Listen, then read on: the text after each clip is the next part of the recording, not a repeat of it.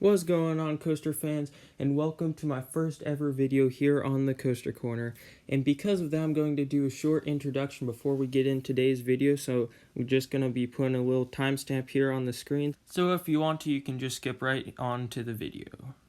Alrighty, so my name is A, and I here will be taking you through multiple episodes on this channel through analyses, reacting to coaster rumors, park reviews, ride reviews, and other things as they come up. As you've probably figured out by this point, if you haven't already clicked away, my voice sounds absolutely disgusting. As of right now, I only have 34 coaster credits. Very minimal, I'm aware. However, I hope to be doubling this amount throughout this summer season. I've loved roller coasters and been fascinated by Connects throughout my entire young years. However, just recently I've become to full roller coaster enthusiast status. I was inspired to create this YouTube channel due to some of my favorite YouTubers, such as ElToroRyan, who's doing this off-ride footage that's running in the background right now, Coaster Studios, Airtime Thrills, and Extreme Thrills. Hopefully I didn't forget anyone. Chances are I did, and if so, I'm sorry. But yeah, they all have really good YouTube channels. I suggest you try and check them out. ElToroRyan's got a great sense of humor, while Coaster Studios provides a very in-depth review of rides and has a rather serious outlook.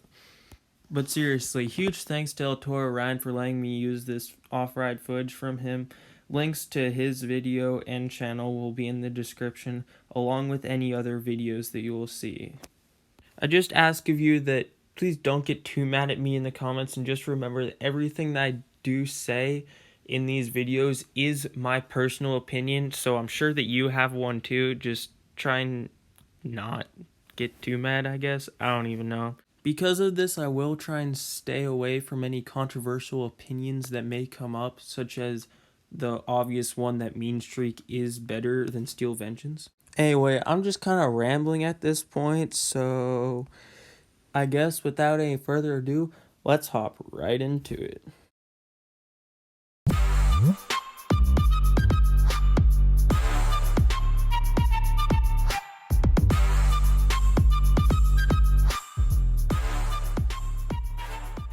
As all of you probably know by now, SeaWorld San Antonio announced their new tallest, fastest, and longest run coaster would be coming to their park about 3 months ago.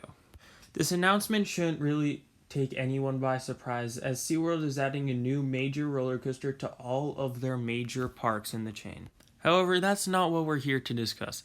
We're here to discuss if this new coaster, Texas Stingray, is actually going to be any good. Being as though it is a GCI Woody, it has the typical twister layout. They're not necessarily known for their airtime.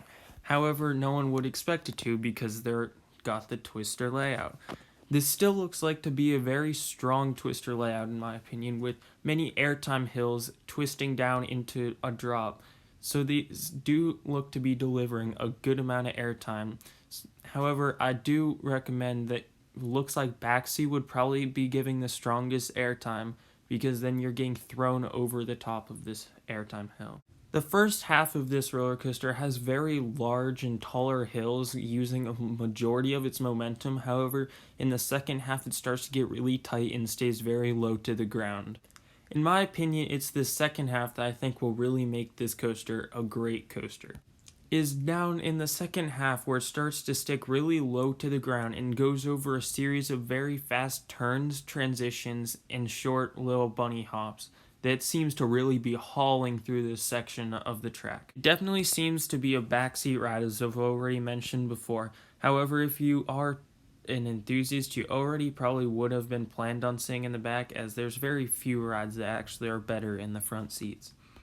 In this animation, the train never seems to be losing speed, as it comes flying on through the final turns, airtime hill, turn, and then right on into the brake run. Still seems to be carrying a whole lot of speed.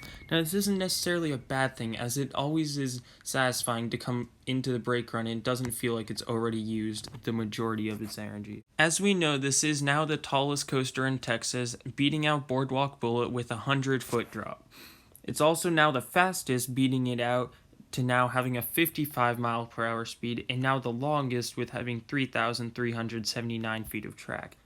So, I saw the whole announcement about 3 months ago, didn't really think anything of it, thought Texas Stingray, alright, that looks like a cool ride. However, I never really saw anything else, but turns out the thing is already built and is testing. As you'll see here on your screen now, as provided by Coaster Crew, there's not a full POV yet, however, the ride's already testing. I didn't even know that they had started building it yet. I mean, obviously I assumed that they had started building it, but I never saw any construction updates like I had on Iron Gwazi, Pantheon, Orion, all the bigger attractions, and they're only like halfway done. Iron Gwazi is the closest to finish, and it's still not that far off. However, there is one thing that I realized in this video, and that's through the second half, it doesn't really seem to be carrying the speed as much as it is in the animations. Now, this could just be because of it being cold. As the ride runs more, it'll get warmer, so to say, and speed up. So this is just a straight cold test run, and it really doesn't seem to be having any speed. I hope that this isn't the case, and when you go out to ride it, it is starting to speed up. I really hope that it does speed up, because if it doesn't, this could mean that what I thought would be the best part of the ride ends up being one of the weaker parts of the ride, and you may not even get any airtime. If any airtime, you'll probably only be getting floater, which could really kind of take away from the experience. Obviously, most people would prefer ejector air like found on any RMC over the B&M floater. But now let's take a look at the real question. Is Texas Stingray going to be a good ride? And to that I say, yeah, it's going to be a good ride. It's definitely going to be a good GP crowd pleaser, which is all they really need. Is it going to please all of the enthusiasts? No, but that's not really their goal. With this goal, it's just trying to bring the parks back. After the effects of the Blackfish novel, it really hit the parks hard, and they've been kind of struggling since. So with this new economic plan, they are trying to get more crowds to come in, trying to get people to say, hey, I really need to get to SeaWorld. And honestly, I think it's working. I've never been to a single SeaWorld park besides Busch Gardens Tampa, and I gotta say, these new additions are definitely doing their job. I want to get to SeaWorld Park again. Whether it be Busch Gardens or actual SeaWorld, I definitely would like to be hitting these parks throughout this summer season. So yeah, I'd like to hear what your guys' opinions are about these new SeaWorld additions. Whether you too think that you want to go to a park, or you're just kind of like, meh, I guess I'd go. So yeah, that's gonna just about wrap up this video here. Let me know down in the comments below if you too think that this is going to be a very good ride for SeaWorld to be adding to their San Antonio location. I'm also open to any feedback, positive or negative, about what I'm doing right or what I can improve upon. Links to all the videos used will be down in the description below. I hope you guys enjoyed, and I hope that there will be many more of these videos coming out around weekly. I hope to be getting these out weekly. So now this is Coaster Corner, rolling on by. I hope you guys have a good one. Bye-bye.